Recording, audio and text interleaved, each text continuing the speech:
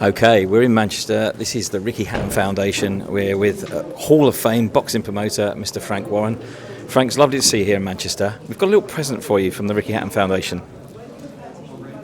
Thank you. It's a lovely Blue Rose Day, and we're supporting National Kindness Day on the 13th. It's a Ricky Blue Rose Day.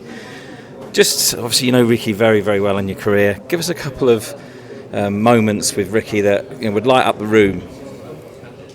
Oh, there are so many great moments to look. I mean, I think one of my two favourites, and they are when I met him for the very first time, because he was such a cheeky chappy, as you know, and he was with his dad, and he was with Billy Graham, who trained him as a pro, and I just, you sort of know you get. I'm one of them. I sort of, when I meet someone, I'm either going to like them or not, and that was it. And that was a great moment, and I just felt it was going to be a good journey with him, which is what it turned out to be.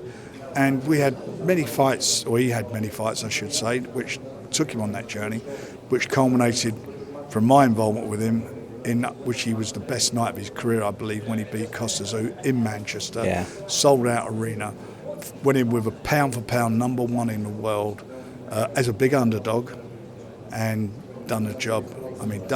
And basically got his trainer,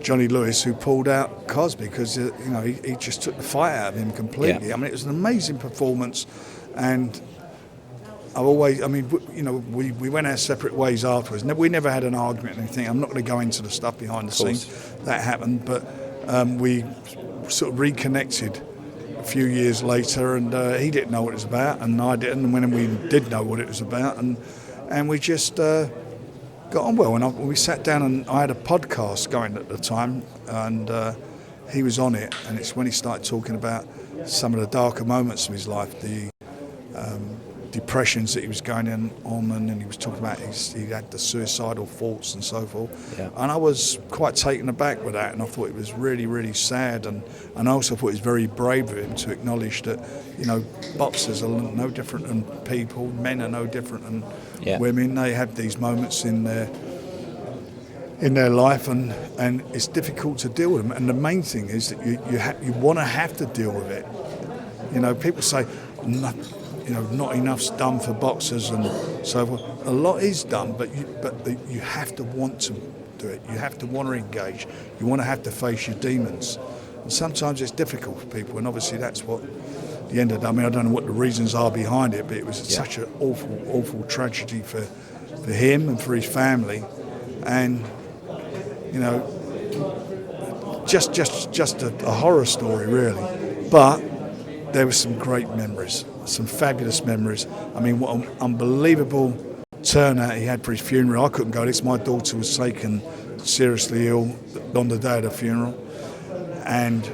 But what a turnout, what a brilliant turnout. And the reason for that is because he was so well loved, he was so well respected. He gave so many people so many great times, so many, memories to remember, certainly if you was a boxing fan or just an ordinary person in the street.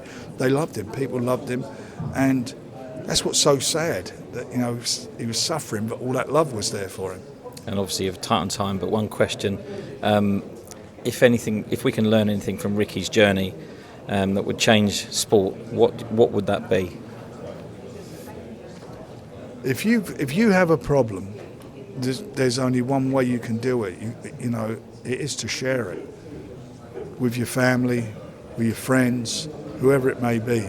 If you can't bottle it up, you can't hold it in. I know a lot of people who've had problems. I know I've had in my life had a couple of things, but you have to want to engage, and that's the difficult thing is making that step.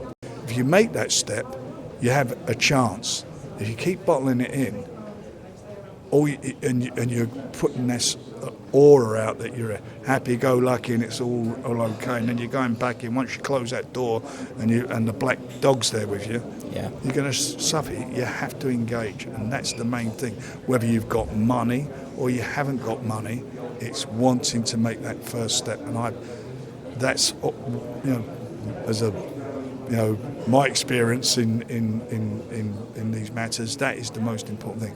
And my brother did the same thing. My brother committed suicide, and he was in a real dark place, and and we didn't spot it. I knew he was troubled and he had problems, but I didn't realise it was that bad. And maybe because because I'm flying here and flying there, and I didn't engage in it as I should have done. Yeah. And it hurts everyone. It's terrible what happens to the victim, the person who does it. It's also terrible for friends and family that leave behind who have those questions. Why didn't I do this? Why didn't? But they've got to engage to make it happen. So don't bottle it up. Go and see somebody, or whether it be a doctor, your family, whatever. But you've got to engage. Thank you so much for your time and your kind words, Frank, and get everybody behind the Ricky Hatton Foundation. Thank you. Thank you. God bless.